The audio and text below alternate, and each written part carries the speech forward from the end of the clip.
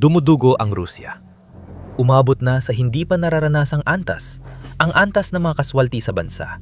Kung saan 10,000 sundalo ang ipinapauwi, alinman ay balot ng benda o nakalagay na sa kabaong. Dati, hindi alintananin na Pangulong Vladimir Putin at ng kanyang mga commander sa Kremlin ang mga bilang na iyon, laging may bagong lalaki para palitan ang mga namatay. Ngayon, malaking problema na ito dahil tumataas ang mga kaswalti ng Rusya habang bumababa ang kanilang pagre-recruit. Sa ilang buwang sunod-sunod, mas mataas ang bilang ng namatay at nasugatan kaysa sa nais sumali sa Rusya. Kaya napipilit ang gumamit ng mas desperadong hakbang ang Kremlin para kontrolin ang krisis. Matagal na itong inaasahan.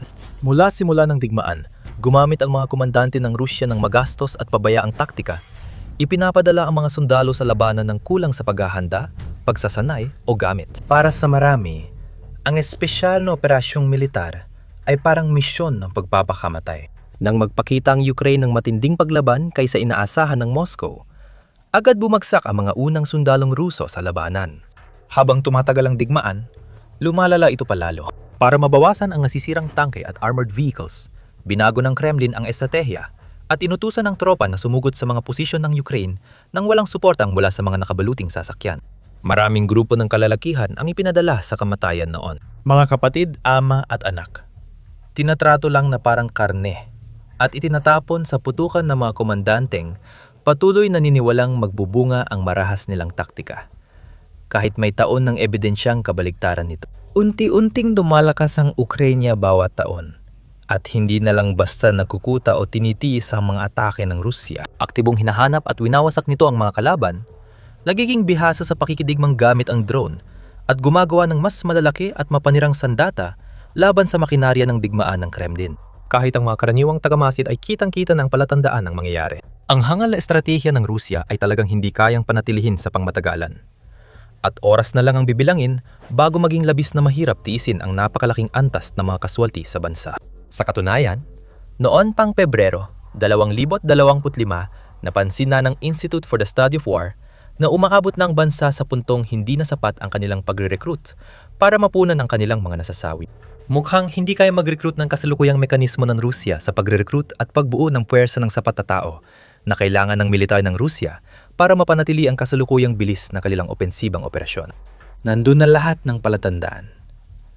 Hindi lang dahil maraming sundalo ng Rusyang nalalagasan, kundi may ebidensya ring nahihirapan ng bansa magdagdag ng miyembro sa militar.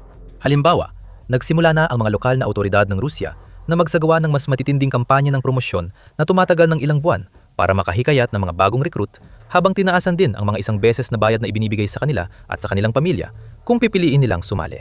Lumampas na ang mga bayad sa karaniwang sahod ng mga Ruso na umaasa ang Kremlin na sapat na insentibo ang malaking pera para makakuha ng mas maraming sasali. Gumawa ang ministro ng depensa ng Rusya ng mga hakbang para amyendahan ng batas para payagan ng mga may ilang sakit at karamdaman na sumali sa hukbo. Humingi pa ang bansa ng tulong sa isa sa iilan nitong natitirang kaalyado, ang Hilagang Korea, na magpadala ng tropa para palayain ang teritoryong Ruso na sinakop ng Ukraine sa Kursk.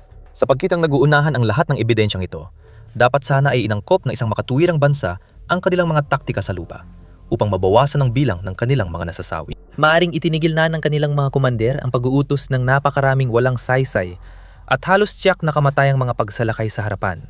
Halimbawa, na sana ay nagbigay daan para mas maraming sundalong Ruso ang manatiling buhay, buo at handang lumaban muli sa susunod na araw. Ngunit nitong mga nakaraang taon, bihira ng tawaging makatuwiran ang Rusya. Kahit na patuloy na tumataas ang bilang ng kanilang mga nasawi ng lampas sa itinuturing na kayang tiisin, matigas pa rin silang nagpatuloy sa kanilang mga hangal at pabigla-biglang taktika. Tulad ng dating na mga bagong recruit sa unahan, pero agad silang pinapadala sa mga mapanganib na kill zone at maraming namamatay sa mga unang linggo ng serbisyo. Sa katunayan, noon pang huling bahagi ng 2024, ibinunyag ng mga nangungunang analista na ang karaniwang inaasahang buhay ng isang recruit ng Rusya ay nasa pagitan lamang ng 2 linggo hanggang 1 buwan. Habang lumilipas ang panahon, lalo itong umiikli. Malapit nang hindi makahanap ang Rusya ng sapat na sundalo para palitan ang mga kaswalti nila sa unahan ng labanan. Dumating ang sandaling yon nung huling bahagi ng 2025, halos 4 na taon mula na magsimula ang labanan. Noong unang bahagi ng 2026, lumabas sa mga ulat na gisimulang mawala ng Russia ng ilang libong mas maraming sundalo kaysa sa kaya nitong ma-recruit. Malaking pangyayari ito sa digmaan. Nungit naghintay muna ang Ukraine kung ito ay isang insidente lang o simula ng bagong trend. Ang huli ang naganap. Nagpatuloy ang pattern sa mga sumunod na buwan. Muli, sa magkakasunod na buwan mula huling bahagi ng 2025 hanggang unang bahagi ng 2026, mas maraming sundalo ang nawala sa panig ng Russia kaysa sa na-recruit nito. Hindi tiyak ang eksaktong bilang at iba-iba ang mga pagtatansya depende sa pinagmulan. Ayon sa I Want to Live Initiative, isang state hotline na itinatag sa Ukraine para tulungan ang mga sundalong Ruso na ligtas na sumuko, mahigit 80,000 lang ang na-recruit ng Russia sa unang 3 buwan ng 2026. Samantala, ayon sa datos mula sa General Staff ng Ukraine at inuulit ng Institute for the Study of War, sa parehong panahon, nagtamo ang Kremlin ng higit sa 85,000 na kaswalti. Pinatibay ito ng datos ng Germanong mananaliksik na si Yanis Klug na nag-aral ng pagbabago sa pagre-recruit ng mga Ruso mula 2024. Napansin ni Klug na kahit matatag ang 2024 at naabot o nalalampasan pa nga ng Russia ang mga target nito sa pagre-recruit, bumaba na ang mga antas nito sa buong 2025. Sa ilang buwan, bumaba ng 20% o higit pa ang bagong nare-recruit kumpara dati. Pagsapit ng 2026, malinaw na ang pagkakaiba. Sa mga unang buwan ng taon, humigit kumulang 800 sundalo kada araw ang nakuha ng Russia. Pero sa unang quarter ng 2025, nakakakuha na sila na mula 1,000 hanggang 1,200 kada araw. Dahil dito, ang I Want to Live at iba pang mga organisasyon ay nagtaya na malamang hindi maabot ng Russia ang target nitong makakuha ng 400,000 kontraktual na sundalo sa 2026. At hindi na ito nakakagulat. Maraming dahilan kung bakit hirap ang bansa maghanap ng mga handang pumirma ng kontratang posibleng magdulot ng kanilang kamatayan sa loob ng ilang linggo. Sa simula ng digmaan, hindi pa mahirap. Noon, maasahan ng Russia ang propaganda nila para kumbinsihin ng tao na maayos ang espesyal na operasyong militar na hinihintay ng mga taga-Ukraine ang paglaya mula sa mga bayani ng Russia at mabilis matatapos ang operasyon. Maraming inosenteng manalakas na lalaki ang naniwala sa mga kwento. Akala nila pwede silang sumali sa militar, kumita ng malaki para makatulong sa sarili o pamilya, magserbisyo sa frontline, at pagkatapos ng pananakop sa Kiev ay makakauwi na. Pero lumipas ang mga linggo, buwan at taon, at mas naging malinaw ang kasinungalingan ng Kremlin. Habang may mga lumalaban pa, napagtanto na ng marami ang katotohanan. Alam nilang ang pagpayag pumunta sa labanan sa Ukraine ay parang hatol sa kamatayan. Nakikikita nila na hindi na nanalo ang Russia at malamang na magtagal pang digmaan.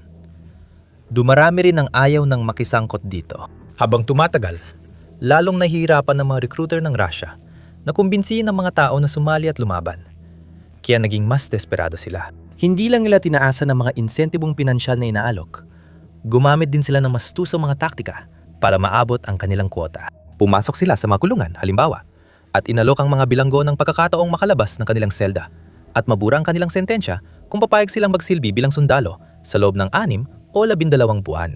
Nagsimula silang mag-recruit ng mga taong may malubha o terminal na sakit tulad ng HIV, tuberculosis o hepatitis C na karaniwan sa nang hindi pinapayagang magsundalo. Pinapapirma nila sa kontrata ng militar ang mga taong may adiksyon sa alak at droga. Kahit marami sa kanila ay hindi alam ang kanilang pinasok.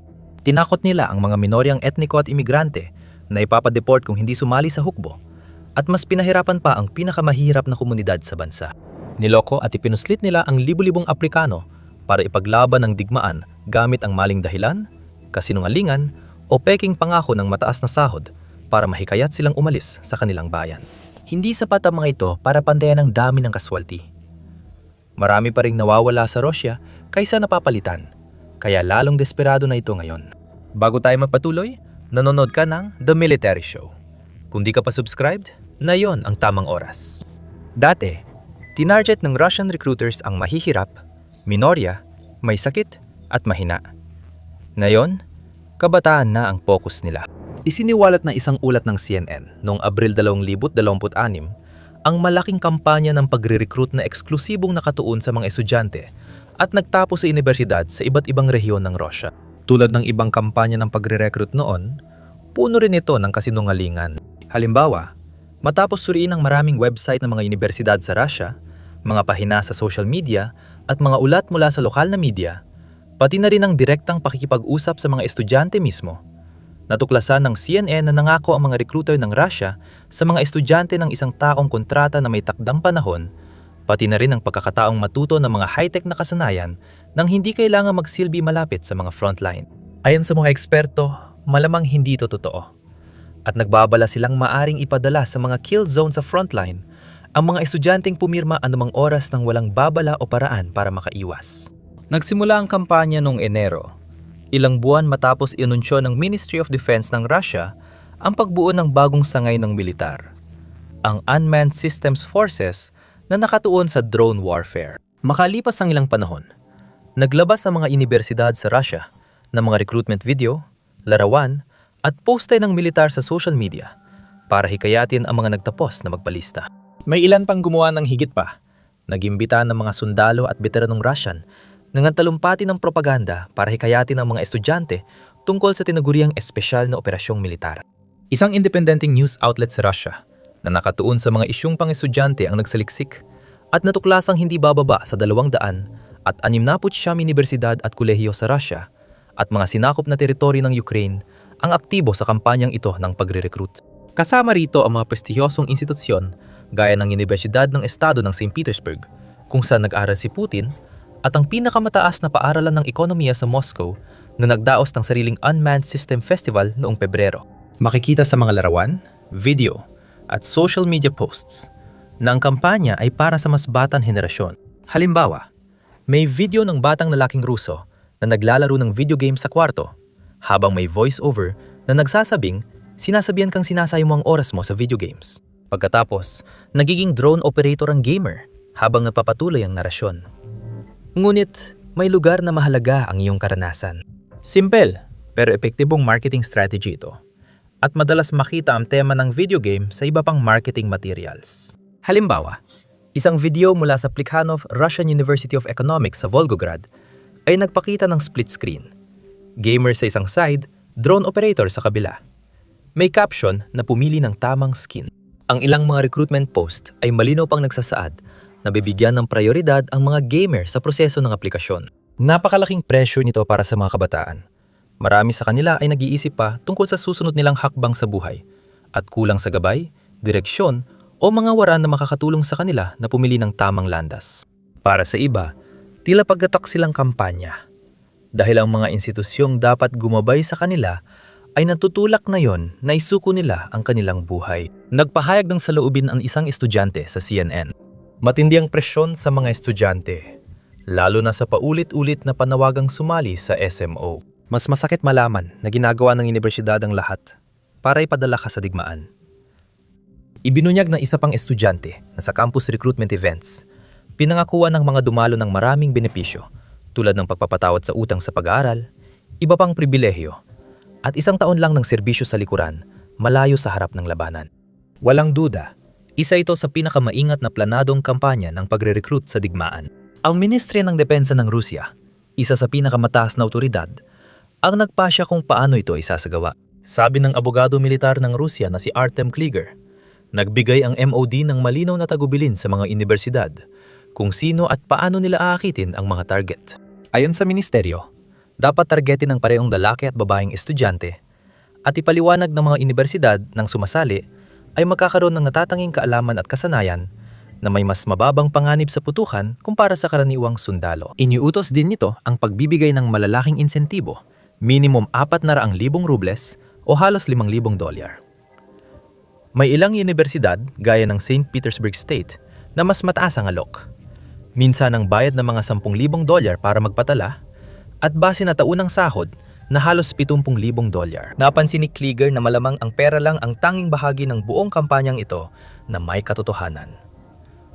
Lahat ng iba pa ay kasinungalingan. Isa lang itong kontrata sa hukbong Ruso na walang takdang panahon o espesyal na kondisyon. Dahil hindi binabanggit ng mga patalastas ang isang mahalagang katotohanan. Hindi formal na kinansela ni Putin ang kautusan sa bahagyang mobilisasyon na nilagdaan noong Setyembre 2022. Binago ng kautusang yon ang sitwasyon ng mga bagong recruit sa militar ng Russia. na nagsasabing lahat ng bagong kontrata ay epektibo hanggang matapos ang bahagyang mobilisasyon. Hindi pa natatapos ang panahong yon, kaya sakop pa rin ng kautusan ang mga bagong pumipirma ng kontrata. Ibig sabihin, walang totoong kontrata na 1 taon lang ang bisa. Ang mga kabataang mahuhulog sa patibong na ito ay hindi lang basta maglalaan ng 1 taon sa labanan, nag-operate ng drone na parang video game, bago ligtas na makauwi sa pamilya. Mabibitag sila ron, posibleng hanggang sa mamatay sila, o hanggang sa masyado na silang sugatan para makipaglaban pa. Lalalala pa ito. Ang pangakong ilalagay ang mga estudyanteng nire-recruit sa malayo sa labanan ay walang batayan sa batas o lehislasyon. Sabi ni Gregorio Svedlin, tagapamahala ng anti-war charity na Get Lost, kapag pumirma sa kontrata, literal ng alipin ng Ministry of Defense. Maaring ipadala siya sa alinmang unit na kailangan ng Ministry of Defense. Wala kang pagpipilian. Ang magandang balita ay alam ng maraming estudyante ang lahat ng ito. O kahit papaano ay sapat ang kaalaman nila para maintindihan na hindi matalinong desisyon ang sumali sa digmaang ito. Lahat na estudyanteng nakausap ng CNN ay hindi nagtitiwala sa propaganda ng Kremlin. May nagsabi na kahit mahirap ang kalagayan nila, wala ni isa sa kanyang mga kaklase o kaibigan ang gustong pumirma ng kontrata. Isa pa ang nagdagdag, hindi siya kumbinsido sa kalokohang ito at hinikayat niya ang kanyang mga kaklase na maintindihan din na ito ay isang panlilinlang lamang. Pero hindi ibig sabihin nito na tiyak nang mabibigo ang kampanya. Maaring hindi nito madala ang sapat na dami ng mga bagong recruit para tuluyang mapuna ng humihinang hanay ng mga Ruso. Pero maaari pa rin itong sapat para mahikayat ang ilan sa mga mas madaling malinlang, nalilito o nahihirapang mga estudyante na pumirma sa kontrata. Mukhang may ilang universidad na tumututok ng recruitment sa mga estudyanteng pinakananganganib bumagsak sa kanilang kurso. Isiniwalat ng isang estudyante na tinawag siya sa isang espesyal na pagpupulong para lamang sa mga nahuhuli sa kanilang pag-aaral, kung saan siya at ang kanyang mga kaklase ay hinikayat na sumali sa militar. Isa pa ang nagbahagi ng mas nakakabahalang kwento, kung saan muntik ng mapatalsik ng universidad ang halos 1/4 ng aming grupo at pinilit silang pumirma ng kontrata agad-agad para manatili sila sa universidad. May ilang universidad na gumagamit ng mapanlinlang na taktika para maabot ang kanilang quota sa pagre-recruit. May mga ulat na ang ilan, halimbawa, ay pinaikli ang mga deadline para sa mga estudyante na tapusin at isumite ang kanilang mga coursework na nagiging dahilan upang mas mahirapan silang pumasa sa kanilang mga klase gamit ang mga gradong kailangan nila. Malinaw ang lohika. Kapag pinahirapan ng pagpasa, mas maraming bumabagsak at mas madaling mapilitang magpalista sa militar ang mga stressed na estudyante. May isang estudyante na nagsabi na ang mga staff sa isang universidad ay hinahanap ang mga first year na estudyante na may mga problema sa mental health o yung mga nahihirapan makibagay, at sila ang partikular na tinatarget. Iniimbitahan ang mga estudyanteng ito sa personal na pag-uusap at inaalok ng trabaho sa militar para makapasa sa kurso at maiwasan ang malaking utang. Nakakagulat ang mga kwentong ito ng emosyonal na pang-aabuso. Ang mga universidad ay lugar para sa pag-aalaga, pagkatuto, at pagkuha ng kaalaman at kasanayan para lumabas at tuparin ang kanilang mga pangarap o maging produktibo. Aktibong binabaliktad ng mga universidad ang sarili nilang mga estudyante. Malupit na sinasamantala ang kanilang takot at stress para pakainin ang makinang pandigma ng Kremlin. Sabi ng isang estudyante, di niya inisip na puprotektahan niya ang mga kaibigan niya laban sa minamahal niyang universidad. Pero ganyan ang Russia ni Putin na yon. Isang lugar kung saan tinatrato ang mga tao na parang hayop, kung saan ang mga sundalo ay tinitingnan na parang mga piraso lang ng karne, at kung saan pati mga kabataan na may mahaba pang buhay sa hinaharap ay walang awang pinupuntirya sa mga lugar na dapat sana ay pinakaligtas para sa kanila. Dahil nasa pinakamahinang kalagayan ang hukbong Ruso, malalaman mo sa video na ito kung paano iniluhod ng pagmamatigas ng Kremlin sa mga taktika nito ang sarili nitong militar. Panurin ang video na ito para sa kwento kung paano napilitang sumuko ang mga tropa ng Kremlin hindi sa sundalo, kundi sa drone at robot, habang dinadala ng Ukraine ang makabagong digmaan sa pintuan ng Russia. At sa huli, para sa mas marami pang makabuluhang paliwanag na tulad nito, siguraduhin mag-subscribe sa The Military Show ngayon.